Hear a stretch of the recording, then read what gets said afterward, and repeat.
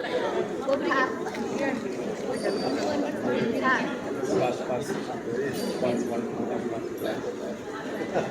it down.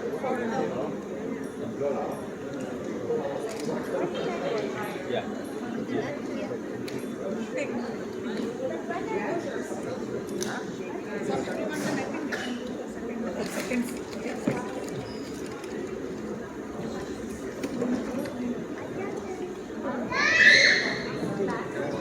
Good afternoon, everyone. Welcome to the Corning Museum of Glass. How's everybody doing today? Good. Great, excellent. Got some thumbs up. That's fantastic. Well, this is Katie Hubb. She's going to make a beautiful piece for you. Let's welcome her to the stage, shall we? Thanks so much. Now, my name's Helen. I'm going to be helping Katie out, and I'm really here for you folks to narrate the process. So if any of those burning questions pop up, just get my attention. I'm happy to answer them for you. But Katie starts out every piece with a little bit of hot glass on the end of a hollow stainless steel pipe. Because it is stainless steel, it's very comfortable to hold on to it where she's holding on to it. Dissipates its heat quite nicely. But it is intensely hot down here in the end. That glass is around 2,100 degrees Fahrenheit. That's about 1150 Celsius. It's about the same temperature as hot lava. That's why we see the same kind of familiar orange glow coming from it, that intense heat. Now you can blow a bubble pretty easily into hot, soft glass, and that's what she's done in a less traditional way.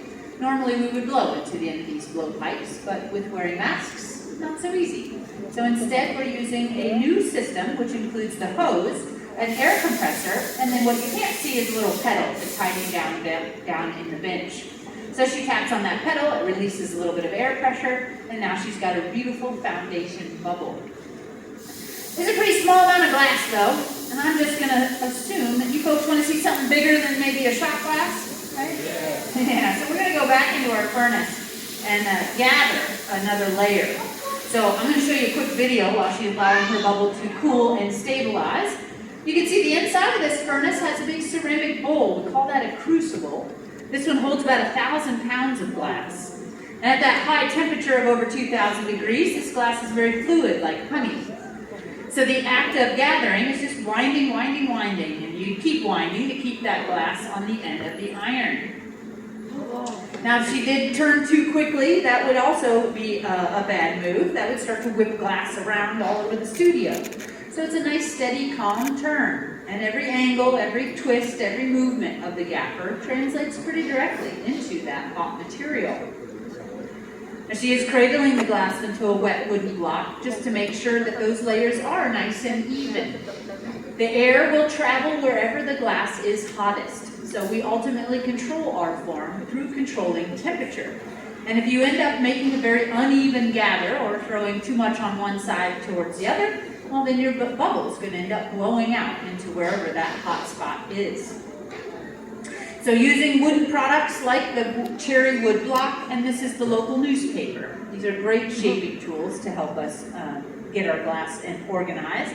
But we do need to make sure that those products are wet when we have such intense heat. Otherwise, they catch on fire and just stick to the glass, leaving wood ash and other things on the surface. But a nice layer of steam is all it takes to keep it from sticking. So we just run them through a little bit of water here and there. We also spend pretty much their entire lives in a bucket of water with those blocks. So we've got two furnaces here. The first one is, of course, our melting furnace, and the second one is just the reheating furnace. Anytime Katie needs to resoften her glass, or if it's getting a little too cold, she'll go right back into that furnace to re-warm it. Down into an optical mold she goes. You can see that beautiful texture that's been picked up on the surface.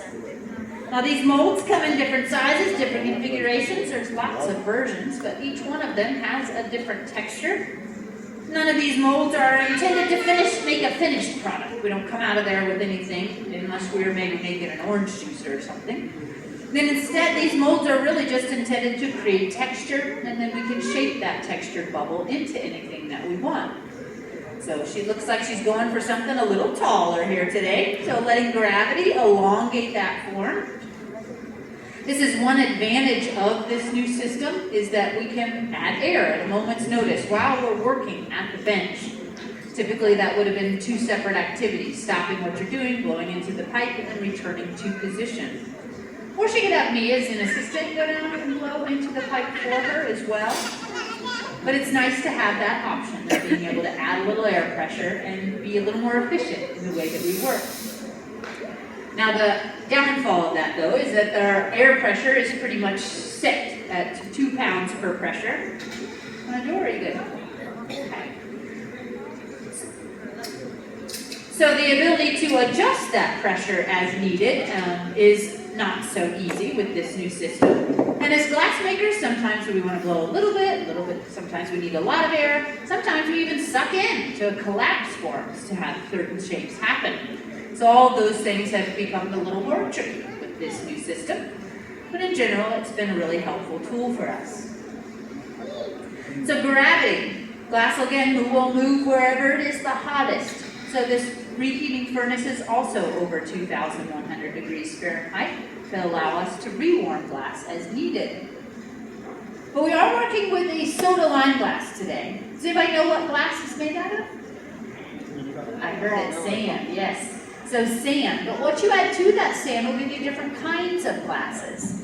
So our base glass is, of course, the silica sand. The cleaner the sand, the nicer the glass you'll have.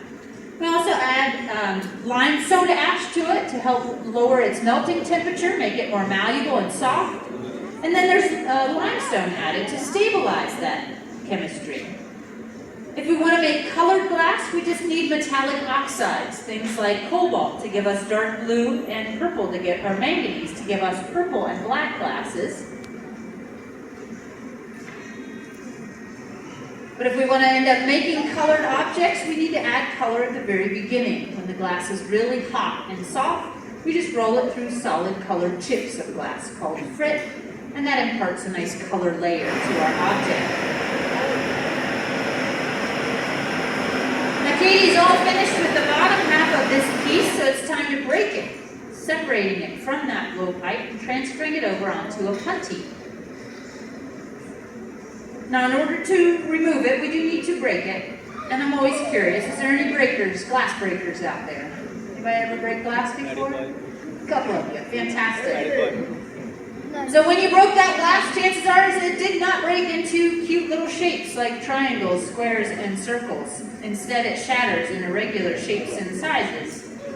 So in order to direct breaking, we can weaken the glass. So she's put a tight constriction at the top of this, and a little bit of water to cause thermal shock is all it should take to break that free. Beautiful job. Let's give her a big round of applause. Breaking without shattering, that's really the trick. It takes a certain kind of timing, temperature, and teamwork to make that happen smoothly and successfully.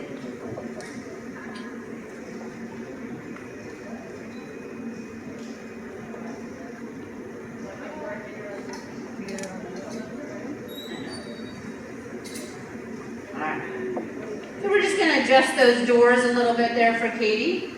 One thing about using this reheating chamber, it has adjustable doors. So the bigger the piece, you can adjust them to larger or smaller orifices. And if she were to stick to that door or touch that door going out of that reheating furnace with really hot glass, she'd end up sticking to it. Hot things stick to hot things. So just giving her plenty of room to get in and out. We got a moment while the glass is getting hot. Any curiosities, any questions I can answer for anyone out there? No? All right, well, I'll go to the other top questions. Besides color and the way that we add it, other curiosities that we have are talking about different types of glasses. I talked a little bit about the chemistry of our soda lime glass. But if you wanted to make a different kind of glass with different properties, one of the more popular ones are things like Pyrex.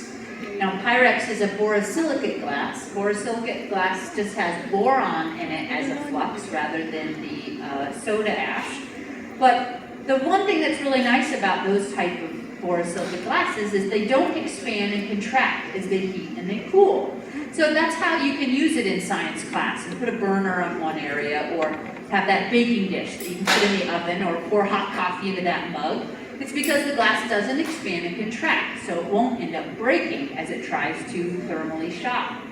Our soda lime glass is very susceptible to thermal shock, and so we have to keep a keen eye on all temperatures at all times. As it expands and contracts as we're making it, that can cause trouble. But if we were to try to pour hot coffee into one of our finished vessels, that would also most likely break it. So you just need to know what kind of glass you have and be able to know those properties. Other glasses are leaded glasses. The addition of lead adds two really nice qualities to the product.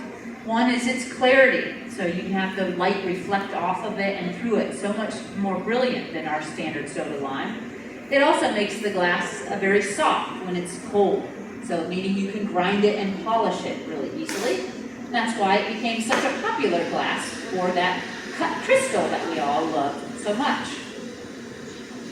So beautiful pitcher spout there on the top. She just trimmed away a little excess on the top of that vessel.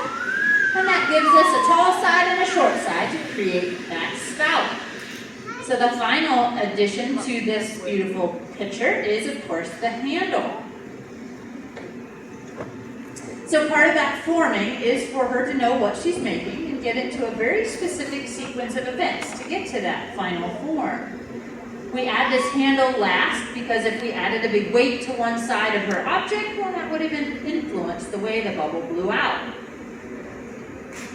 We also don't want to reheat the product too much once we put this delicate handle on there, otherwise then it would end up noodling right back onto the side.